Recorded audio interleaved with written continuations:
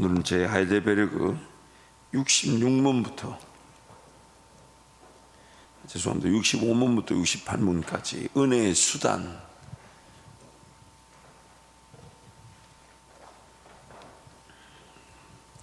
(65문부터 68문까지) 은혜의 수단에 대해서 말씀을 살펴보겠습니다. 질문 갑니다. 65문, 오직 믿음으로만 우리가 그리스도와 그의 모든 은덕에 참여할 수 있는데 이 믿음은 어디에서 옵니까? 성신에게서 옵니다. 그분은 거룩한 복음의 강설로 우리의 마음에 믿음을 일으키며 성례의 시행으로 믿음을 굳세게 하십니다. 한 번 더요. 65문, 오직 믿음으로만 우리가 그리스도와 그의 모든 은덕에 참여할 수 있는데 이 믿음은 어디에서 옵니까? 성신에게서 옵니다. 그분은 거룩한 복음의 강설로 우리의 마음에 믿음을 일으키며 성례의 시행으로 믿음을 굳세게 하십니다. 그래서 그리스도, 믿음으로 얻게 되는 그리스도의 모든 은덕, 즉 유익이죠. 그리스도를 통한 모든 유익은 믿음으로 얻게 되는데 그 믿음으로 얻어지는 그 일을 성령께서 주관하신다. 그리고 성령은 그 복음의 전파와 성례의 시행. 그래서 답을 보면 세 가지 내용을 우리에게 소개하고 있습니다. 첫 번째는 그리스도와 그분의 은덕에 참여할 수 있는 것은 오직 믿음으로만 가능하며 믿음은 성령 하나님께로부터만 옵니다. 두 번째는 성령 하나님께서는 거룩한 복음 선포를 통해 우리 마음의 믿음을 일으키십니다. 세 번째, 성령 하나님은 성례의 시행으로 우리에게 주신 믿음을 확증하십니다. 우리에게 주신 믿음을 확증하십니다. 그래서 첫 번째, 그리스도와 그분의 은덕에 참여할 수 있는 것은 오직 믿음으로만 가능하며 믿음은 성령 하나님께로부터만 옵니다. 말씀 함께 선포하겠습니다. 예수께서 대답하시되 진실로 진실로 내게 이르노니 사람이 물과 성령으로 나지 아니하면 하나님 나라에 들어갈 수 없느니라. 우리가 세상의 영을 받지 아니하고 오직 하나님께로 온 영을 받았으니 이는 우리로 하여금 하나님께서 우리에게 은혜로 주신 것들을 알게 하려 하심이라. 그러므로 내가 너에게 알게 하노니 하나님의 영으로 말하는 자는 누구든지 예수를 저주할 자라 하지 않고 또 성령으로 아니하고는 누구든지 예수를 주시라 할 수 없느니라. 너희가 그 은혜를 인하여 믿음으로 말미암아 구원을 얻었나니 이것이 너희에게서 난 것이 아니요 하나님의 선물이라. 이것이 너희 간구와 예수 그리스도의 성령의 도우심으로 내 구원에 이르게 할 줄 아는 거로. 아멘. 두 번째, 성령 하나님께서는 거룩한 복음 선포를 통해 우리 마음에 믿음을 일으키십니다. 함께 말씀 선포합니다. 두아디라 성의 자주 장사로서 하나님을 공경하는 루디아라 하는 한 여자가 들었는데 주께서 그 마음을 열어 바울의 말을 청종하게 하신지라. 그러므로 믿음은 들음에서 나며 들음은 그리스도의 말씀으로 말미암았느니라. 그가 그 조물 중에 우리로 한 첫 열매가 되게 하시려고 자기의 뜻을 좇아 진리의 말씀으로 우리를 낳으셨느니라. 너희가 거듭난 것이 썩어질 씨로 된 것이 아니요 썩지 아니할 씨로 된 것이니 하나님의 살아있고 항상 있는 말씀으로 되었느니라. 아멘. 세 번째, 성령 하나님은 성례의 시행으로 우리에게 주신 믿음을 확증, 즉 굳세게 하십니다. 함께 말씀 선포합니다. 그러므로 너희는 가서 모든 족속으로 제자를 삼아 아버지와 아들과 성령의 이름으로 세례를 주고 너희가 이 떡을 먹으며 이 잔을 마실 때마다 주의 죽으심을 오실 때까지 전하는 것이니라. 아멘. 성례라는 것은 성찬과 세례를 뜻하죠. 은혜의 수단이다. 은혜의 수단이란 말이 뭐냐면 하나님께서 우리에게 은혜를 주실 때에 하나님 그분께서 그 은혜로 부어주시는 통로, 즉 수단, 방법이 있다는 것이죠. 다름 아닌 말씀과 성찬과 세례라는 겁니다. 그래서 정요성 목사님의 글을 하나 소개하겠습니다. 말씀과 성례가 은혜의 수단이라는 것은 그것들이 은혜를 기계적으로 부어준다는 것이 아니라 하나님이 영적이고 신비한 은혜를 주실 때 이것들을 통상적으로 외적인 도구로 사용하신다는 의미입니다. 하나님의 은혜는 그 자체로 신비하고 초월적이며 영적입니다. 하나님은 우리가 이를 외적이고 통상적인 수단을 통해 안정적으로 받을 수 있도록 해주셨습니다. 우리는 성령의 사역이 그 자체로 신비하고 초월적이고 영적임을 철저히 인정합니다. 너무나 신비하고 초월적이고 영적이라서 우리가 이해하고 받아들일 수 있도록 하나님이 우리의 수준에 맞게 마련하신 것이 외적이고 통상적인 수단이라고 이해합니다. 은혜의 수단의 말은 사실 은혜는 영적인 거기 때문에 이렇다 저렇다 또 이렇게 보인다 저렇게 보인다 이렇게 우리가 구분짓기가 쉽지가 않아요. 영적인 것은 영적인 것으로 분별한다. 즉 막상 그 은혜를 누려보면 아, 이게 은혜구나라는 걸 알게 되죠. 그러나 우리 사람 편에서 보면 그 신기하고 신비하고 초월적인 그 은혜가 항상 너무 두리뭉실하죠. 기준이 없죠.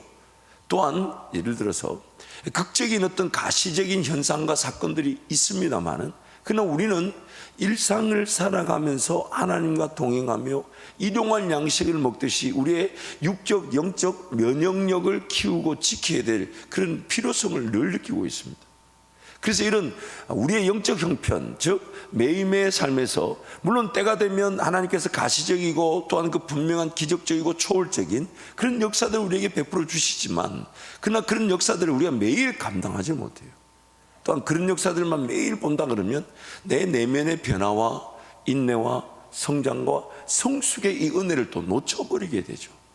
그래서 하나님은 그 거룩을 지향하는 성도들에게 일상에서 하나님을 좀 더 사모하며 하나님을 좀 더 느끼고 하나님을 경험하며 하나님을 기다리고 하나님 그분을 닮아갈 수 있는 은혜의 수단을 주신 것이 바로 말씀과 성례라는 외적이고 통상, 이 통상이라는 말이 뭡니까? 그냥 일반적으로 우리에게 주어지는 그런 은혜들이라는 뜻이죠. 그런 은혜를 우리에게 이 말씀과 성례를 통해 주기를 원하신다는 겁니다. 그래서 좀 더 내용을 소개하면, 말씀과 성례를 그런 눈에 보이며 통상적인 수단으로 받아들이는 것이야말로 성령을 인정하는 자세입니다.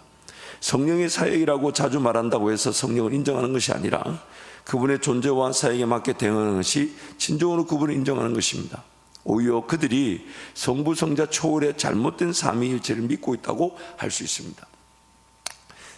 성령 하나님을 초월이라는 표현으로 이제 조금 뭐라 그럴까, 신비주의자들의 그 표현을 지금 이 저자가 강조하는 것인데, 지금 교회 시대를 쭉 여러분 보시면요, 교회 시대를 쭉 보면 뭐가 이 문제가 되냐면 신비적인 현상만을 추구하는 것이 늘 문제가 되어 왔습니다.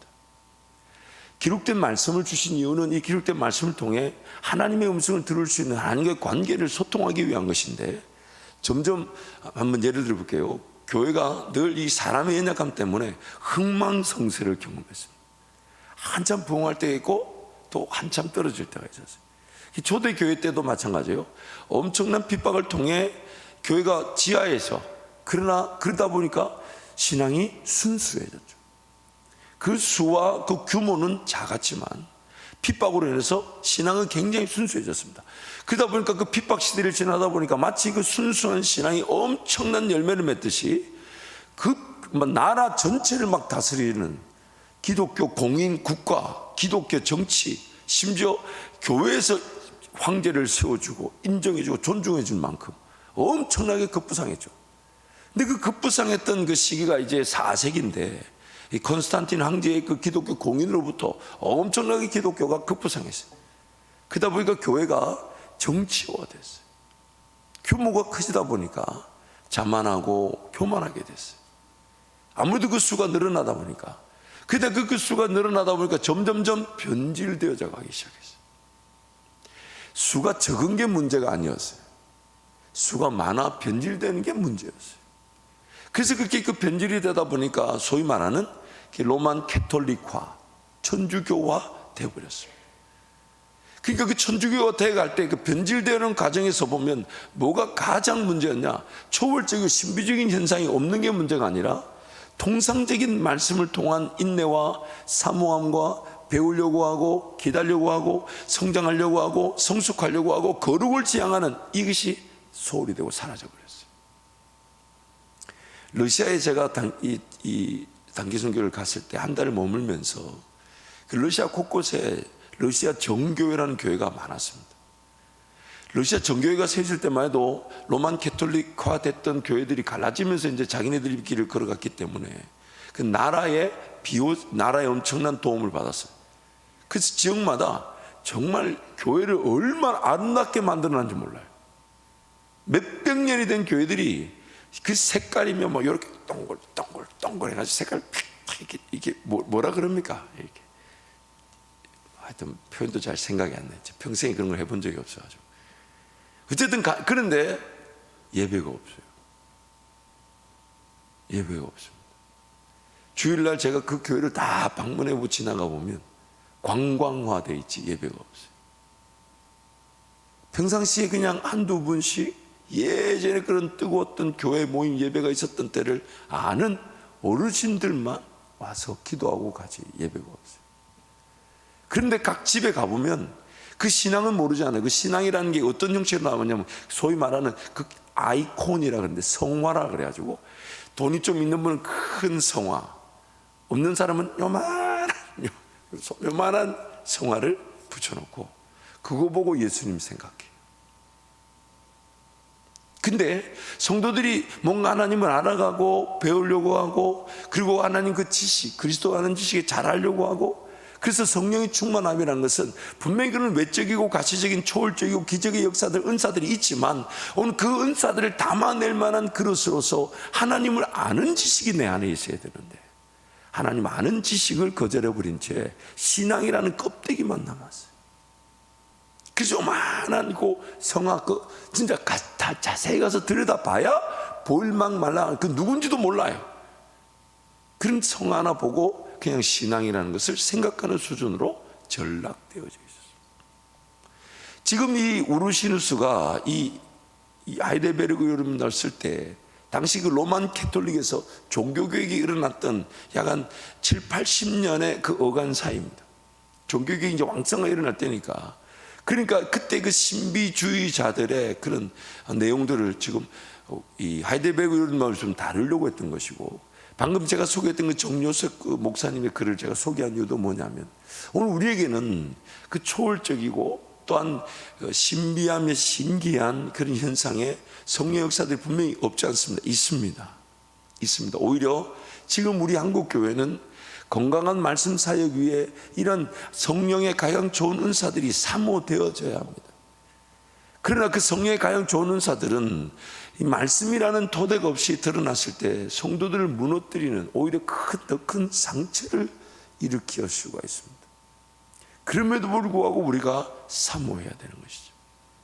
사실 저는 최근 한 몇 주 동안 아마 그 교회에 대한 말씀을 제가 전하면서 기도 제목이 생겨서 사모하고 있는데 하나님, 우리 성도들이 이 말씀을 토대 위에 말씀 위에서 말씀을 붙들고 말씀이 열매 맺기를 사모하면서 동시에 건강하고 안전한 그 성령의 은사들이 저를 통해 나타나든지 성령을 우리 성도들 중에 세워지든지 아니면 외부의 건강한 사역자들이 와서 우리 성도들에게 그냥 우리가 지식적으로 그리고 혹은 이성적으로만 하나님을 알아가는 수준에 갇혀 있지 않고 하나님을 경험할 수 있도록 특히 새벽에 오신 우리 성도들에게 부탁합니다. 그렇게 기도해 주십시오. 물론 성령께서 우리를 안전하게 지키시는 가운데 그런 은사들이 세워지거나 드러나거나 혹은 우리에게 보내질 수 있도록. 그래서 물론 그것 자체를 저는 그 맛을 좀 알죠. 우리 성도들 그 맛을 알 필요가 있죠. 그래서 그것을 통해 교회가 더 건강해져 갈 때 항상 오늘 우리에게 주어진 일용할 양식처럼 말씀과 기도의 자리에서 하나님을 기다리고 하나님을 사모하나 그 기록된 말씀을 통해 하나님 나에게 말씀하시는 그 즐거움이 가득하고 그 말씀 붙들고 기도하면서 하나님 그 말씀들이 이루어지게 돼 그것도 풍성한 만지심과 위로와 평안과 무엇보다 길 인도에 가시는 그 은혜를 누리지만 또한 전 교회적으로 교회를 위해서 귀한 그런 성령의 좋은 은사들이 우리 가운데 주어질 수 있도록 또 그런 은사자들이 세워질 수 있도록 또 그런 은사자들을 통해 교회가 큰 유익을 얻을 수 있도록 기도하는 것도 분명히 필요할 것입니다. 그래서 이렇게 한번 글을 좀 더 내용을 이어서 가면요, 사람은 보통 밭에 씨앗을 뿌리고 물을 주어 곡물을 자라게 함으로써 양식을 얻습니다. 하지만 하나님은 때에 따라서 매우 초월적인 방법으로 음식을 주기도 하십니다. 광야 이스라엘 백성에게 만나와 메추라기 주신 것이 좋은 예입니다. 또 하나님은 아람의 침입을 받아 성에 갇혀 굶주린 이스라엘 백성에게도 극적인 방법으로 먹을 것을 주셨습니다. 하지만 이는 통상적인 경우가 아닙니다. 광야라서 곡물을 재배할 수 없으니 만나와 메추라기를 주신 것이고 성에 갇혀 굶주리기 때문에 외적을 쫓아내셔서 양식을 마련해 주신 것입니다. 매우 특별한 상황에서 특별하게 역사하신 경우입니다. 이런 경험에 의지한 채 통상적인 농사를 멈춰서는 안 됩니다. 이스라엘 백성은 가나안 땅에 들어가 만나가 그친 후에는 열심히 농사를 지어 먹거리를 해결해야 했습니다. 이스라엘 백성에게 농사와 목축은 통상적인 식량 조달 수준이고 만나는 비범한 수단입니다. 여호수아 5장 12절 말씀 우리 함께 선포하겠습니다. 또 그 땅에서 산물을 먹은 다음 날에 만나가 그쳤으니 이스라엘 사람들이 다시 된 만나를 얻지 못하였고 그의 가나안 땅의 소출을 먹었더라. 우리 오늘 삶은 성령에 의해 성령을 따라가며 성령을 위하여 심는, 그래서 가나안 땅에 심고 거두는 소출이 생기자 하늘의 만나가 그쳤다는 것은 심고 거두는 그 일이 하나님의 목적이었다는 뜻이죠. 그러나 여러분, 우리 교회 안에는요, 성령을 따라가며 성령을 위해 심는 그런 성도들도 있지만 또한 여전히 만나를 먹고 있는 성도들이 같이 공존하고 있습니다. 그러므로 교회를 지켜내는 기도는 통상적인 말씀과 성례에 집중하며 하나님과 인내하며 하나님 우리에게 허락하신 그 은혜의 예배, 이 기도의 자리를 지켜내는 성도들이 반드시 우선돼야 합니다. 여러분 개인의 삶에도 마찬가지예요. 말씀 붙들고 기도하며 성례를 사모하며 하나님과 관계 중심, 즉 말씀 중심, 교회 중심, 그 다음 예배 중심의 삶을 살아가는 것이 우선이 되어야 되며, 또한 그것이 기반이 되면 반드시 성령께서 초월적인 그런 은사와 은혜들을 베풀어 주실 것입니다. 오늘 우리에게 다시 필요한 것은 반드시 그 초월적인 은혜와 은사지만은, 그러나 그것이 담겨질 만한 그릇이 아니면 기어이 그 인생이 초월적인 은사와 그 기적만을 쫓아다니다가 인생이 망해버립니다. 초월적인 기적과 은혜가 있는 곳이 있습니다. 있어야 합니다. 그렇게 성도들을 살려내십니다. 그런데 만나와 메추라기만 평생 먹고 살 수는 없습니다. 그것을 통해 내가 하나님 앞에 자발적으로 내 인격을 내어드리죠. 작은 문화, 작은 습관조차도 그냥 소홀히 하지 않고 성령께서 지배하시기를, 성령께서 문화를 바꿔주시기를, 성령께서 인도하시기를. 그래서 우리는 말씀의 지배, 기도의 지배가 성령의 지배, 성령 충만이라는 것이고, 그 성령 충만은 더 깊은 은사, 더 좋은 은사, 더 놀라운 은사. 그러므로 오늘 이런 성령의 초월적인 은사들이 나타날 때 두 부류의 성도가 반드시 존재하는데, 그 만나와 메추라기가 필요한 이들에게 그 은사가 부어지죠. 그러나 그들에게 주신 은사는 성령과의 깊은 은사, 매일매일 말씀을 읽고 묵상하며 동행하는 그를 위해 베풀어 주시는 거죠. 그러므로 또 다른 부류는 성령의 더 좋은 은사를 수혜자가 일 뿐 아니라 또한 드러내는 은사자들로 세워지게 됩니다. 이게 오늘 우리 성도들이 사모해야 될 일이에요. 여러분, 내 힘으로 성도를 섬기는 것은 한계가 있습니다. 지칩니다. 그리고 재미가 없어요. 재미가 없어요. 근데 성령이 나를 통해 일하실 때, 그리고 성령의 은사로 일할 때, 그게 평생 가는 겁니다. 평생 쓰임 받는 거예요. 어떤 직장에서, 어떤 사회, 사실 그거보다 더 중요한 게 성령이 나와 함께 하시면서 나란 인생을 성령의 은사가 담겨져, 성령의 은사가 유용하게, 유익하게 드러나게 하시는 것. 그게 오늘 우리가 사모해야 될 일이에요. 그러나 그것이 말씀과 기도라는 이 건강한 그릇이 깨끗하게 준비되어 있지 않으면 그것이 건강하게 드러나는데 결국 내가 쓰임받고 버려지게 됩니다. 쓰임받고 버려지게 됩니다. 그래서 통상적인 외적인 은혜, 말씀과 기도로 양육을 받고자 하는 일, 이게 항상 전제되어 있어야 돼요. 항상. 그래서 하나님을 알고자 하고 하나님을 깊이 묵상할 줄 알아요. 근데 그것이 좀 아는 그 지식에 머물러 있지 않고 실질적인 능력으로 나타날 때 그 얼마나 행복한지 모르는. 그래서 이 새벽에 여러분 이 정도 인원이면요, 우리 교회 뒤집어 놓을 뿐만 아니라 나라와 민족을 뒤집어 놓고도 남습니다. 여러분이 은혜 받아가지고 세계로 나간다 그러면 민족이 모자란다니까요. 제 말을 지금 못 알아들으신 것 같아. 저는 여러분을 다 보내려고 지금 작정하는데, 물론 그것이 꼭 세계 선교뿐만 아니라 우리 대한민국의 영역에 갈 데가 무지하게 많습니다. 만나야 될 영혼들이 많고 섬겨야 될 영혼들이 많아요. 그래, 이 새벽에 그런 은사자들과 사역자들이 세워지게 되면 여러분 얼마나 많은 꿈들을 꾸게 되겠습니까? 얼마나 많은 역사들을 보게 되겠습니까? 그때 여러분의 직업과 사업은 주님이 해결해 주시는 거예요. 주님이. 그래서 말씀을 또 묵상하시고 말씀을 또 배우려고 하시고 새벽에 어렵다 힘들다 마귀는 떠나갈지어다. 더 하나님을 알아가고 지식을 경험하지만 그러나 더 신령한 은사를 사모하고, 그래서 하나님 아는 지식이 나를 지켜주며 성령의 은사가 부어지기를 사모하시기를 축복합니다. 그래서 제가 글을 하나 더 소개하겠습니다. 전능하신 하나님 우리에게 은혜를 주실 때 병을 고치거나 죽은 자를 살리고 환상을 보여주거나 하나님을 직접 만나게 하는 방법 등을 사용하실 수 있습니다. 실제로 하나님은 이런 이적의 방법들을 종종 사용하십니다. 그런데 모든 신자가 항상 안정적으로 하나님의 은혜를 받을 수 있는 통상적인 수단은 이적이 아니라 말씀과 성례입니다.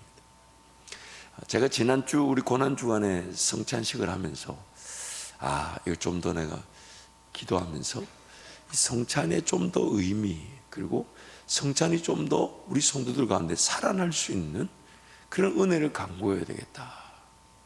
성찬이 너무 기회가 없다. 또 성찬이 너무 그냥 우리가 해야 된다라는 그런 수준에 머물러 있는 것 같아요. 여러분, 우리가 이제 성례에 대한 말씀을 이제 이어서 나눌 때 좀 더 살피겠습니다만은, 그 성찬은 로마 천주교에서는 그것이 예수님의 말씀이 선포되는 순간 그 빵이 떡으로 바뀐다로까지 믿을 정도로 지나치게 해석합니다. 근데 그런 의식에 지나치게 해석한다는 것은 그 눈에 보이는 성례가, 성찬이 분명한 영적인 현상, 즉 의미를 가지고 있다는 뜻이에요. 단순히 내가 취하는 그냥 빵 조각 하나 먹고 포도주 한 잔 마시는 그게 아니에요. 영적인 분명한 의미가 있는데 그것을 너무 지나치게 의미를 부여한 것이 천주교식 해석이라고 본다면, 우리는 너무 그 영적인 의미와 영적인 현상을 기대하지 않는 밋밋한 예식으로 취하고 있지는 않은가. 그래서 제 스스로가 좀 반성이 되면서 이걸 좀 더 규모를 건강하고 좀 안전한 규모로 바꿀 필요가 있지 않겠나. 참 우리 장로님들 행복하실 것 같아요. 결국 우리 장로님들이 더 금식하고 더 기도하고 우리 장로님들 가서 하셔야 되니까, 방법은 그러니까 소규모 단위로, 그러나 그것이 목장이든 마을이든 그런 건강한 구별된, 그러나 우리에게 정말 영적인 임재와 그 영적인 어떤 그 현상들, 깊은 어떤 평안과 또한 만지심과 그 음성을 들을 수 있는 그 사모함으로 준비되어 있어야 되지 않겠나. 그런 제 스스로의 반성이라기보다는 좀 더 큰 은혜를 사모하는 기도 제목이 있습니다. 왜냐하면 우리에게 그런 것들이 필요하죠. 지금 이제 우리 한국 교회가 미국 교회를 온전히 따라간다라고 말하진 않아요. 그러나 미국 교회는 다양성이 좀 존중되다 보니까 참 우리나라는 참 재밌어요. 물론 저도 어릴 적에는 한국에서 있었지만 이제 신학의 대부분의 시간들의 사역들을 이제 미국에서 했다 보니까 한국 교회와 미국 교회 좀 차이점이 있는 것 같은데, 미국 교회는 뭔가 조금 교회에서 혹은 어떤 사역자가 이상한 시도를 하면 지켜봐 줍니다. 마치 가말리엘이 일어나서 이제 그런 이 사도들, 특히 사도 바울을 이 사도들을 그 핍박하려고 할 때 유다란 자들이, 드다란 자들이 일어났지만 그들이 진리가 아니었기 때문에 스스로 멸절되지 않았냐. 그렇게 좀 기회를 주자는 건데, 그러다 보니까 미국 교회 안에는 좀 우리가 생각할 때는 너무 지나치지 않나라는 그런 신앙적인 형태의 어떤 교회 운동이 많이 일어납니다. 근데 참 재밌는 것이요, 한국 교회는 뭐가 싹 일어나면 찾아가서 공격하고 죽여버려요. 이렇게 찾아가, 우리 지켜야 된다 이거죠. 이 참 문화가 좀 다르더라고요. 근데 그 미국 교회는 공교롭게도 그런 다양하게 일어나는 운동 중에 지난 미국 교회 100년을 이끌어왔던 운동들이 있었습니다. 그래서 이머전트 철치라 그러고 이머징 철치라 그러기도 하고, 이 포스트 모더니즘, 이제 이 후기 포스트 모더니즘 사이에 이제 또 포스트 뭐라고 또 얘기하던데 제가 들었는데, 하여튼 참 옛날 같지가 않아요. 여러분들하고 신앙생활 하다 보니까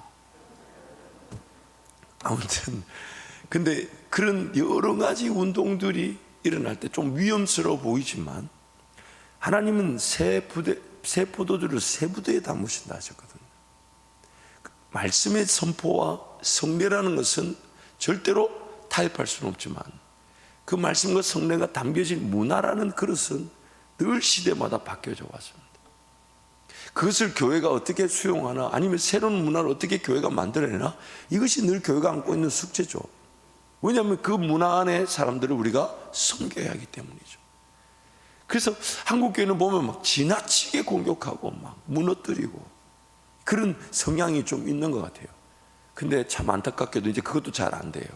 왜냐하면 교회 연합이라는 게 자꾸만 와해돼가지고 이제 그것도 한국 교회가 그런 역할이 와해되다 보니까 이제 이단들이 더 극성을 부리는데, 결국 우리가 붙잡아야 될 것은 본질적인 것이죠. 가장 쉬운 예로 위조 집회 감별사들은 위조를 연구하지 않습니다. 위조를 만져보질 않는데요. 왜냐하면 위조는 계속 바뀌니까.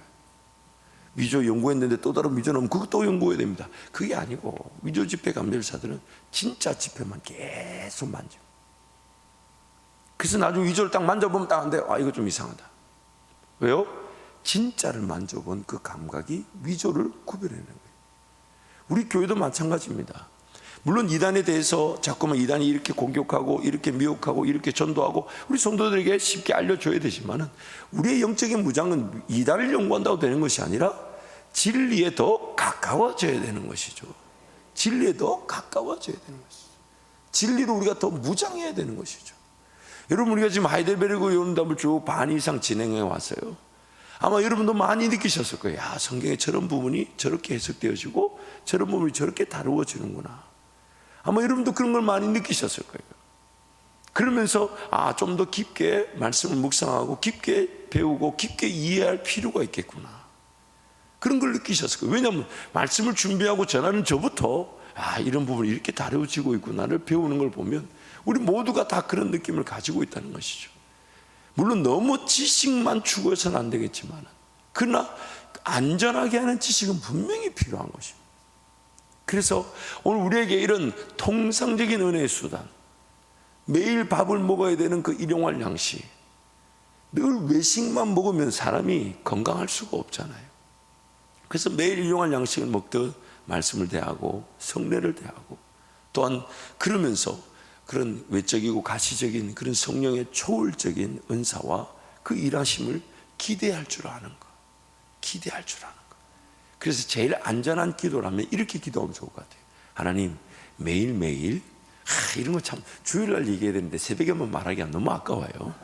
여러분이 이제 각 목장으로 전도하시기 바랍니다. 이렇게 제일 안전한 기도가 뭐냐면, 하나님, 매일매일 이 말씀이 꿀송이처럼 달게 해 주시되, 그런데 지식에만 갇혀 있어서 식상해지지 않도록 적절할 때에 성령의 그런 초월적인 그런 만지심이든 평안이든 인도하심이든 그 은사를 맛보게 해 주십시오. 맛보게 해 주십시오. 목적이 뭐라고요? 기록된 말씀을 중심으로 살아가려고 하는데, 이게 글이다 보니까 사람이 지칠 수 있잖아요. 그럼 하나님, 지치지 않도록. 그래서 여러분, 이 새벽에 말씀을 듣고 기도할 때 말씀을 듣고 깨닫는 것보다 더 놀라운 인재와 만지심이 있을 수가 있어요. 그래서 더 예배 자리로 달려놓게 만들어지는 거죠. 그래서 말씀은 더 깊어져 가나, 이 말씀, 이 글을 대하다 보니까 식어질 수 있는 나의 기도가, 이 기도할 때 성령 하나님이 위로하시고 격려하시고 삶의 순간에서 그 성령 하나님의 인도하심을 보일 때 힘이 나죠. 그래, 내가 또 말씀을 또 깨달아 가야지, 말씀의 자리로 더 가야지, 기도의 자리로 더 가야지. 그래서 말씀이 꿀송이처럼 달되 말씀을 늘 주야로 묵상하며 대할 수 있는 지치지 않는 초월적인 은혜도 베풀어 주십시오. 이게 제일 건강한 기도가 될 것입니다. 단 한 명의 성도도 잃어버리지 않게 만들어 주실 것입니다. 그래서 내용을 하나 더 소개하면요, 말씀과 성례는 자발적 참여, 즉 사랑의 관계를 이루어가는 인격적 소통과 교제와 동행입니다. 인격이라는 나의 이 하나님께서 주신 요소가 하나님과 교제하며 동행하기 위해서는 통상적이고 외적인 이 말씀과 이 기도의 이 수단이 필요하다는 거예요. 성례가 필요하다는 거예요. 그래서 하나님의 초월적 능력과 권세 인도하심은 항상 유효합니다. 사모하며 기대해야 합니다. 가시적 기적은 하나님을 더욱 기대하게 되는 은혜의 방편입니다. 그러나 일상에서의 양식, 즉 말씀과 성례의 은혜를 소홀히 하게 되면 심한 영적 편식으로 면역 기능 상실 상태에 처해지게 됩니다. 무엇보다도 말씀과 성례는 사람 편에서 하나님의 은혜를 갈구하고 사모하는 사랑의 마음을 표현해 볼 수 있는 통상적 일상적 관계의 수단입니다. 제가 이 글을 치면서 얼마나 놀랐는지 몰라요. 이건 저에게서 나온 것이 아닌 성령으로부터 인한 것입니다. 아멘한 분들에게 더 큰 은혜가 있을 것이. 저도 깜짝. 그래서 주는 그리스도시요 살아계신 하나님의 아들이었을 때 예수님이 이거는 네가 한 것이 아니라 하나님이 알게 하신 거라더니 그게 뭔지 알겠어요. 그래서 내용을 좀 이어갈게요. 자발적으로 하나님을 택하고 취할 수 있는 관계 유지와 성장을 위한 수단이 바로 말씀과 성례. 우리가 하나님을 사랑한다, 그리고 사랑의 관계를 확인한다, 그리고 하나님께 더 가까이 나아간다, 이럴 때는 그 초월적인 은사로는 불가능하죠. 왜냐하면 그 초월적인 은사를 내가 부릴 수가 없잖아요. 내가 그것을 나타낼 수 없잖아요.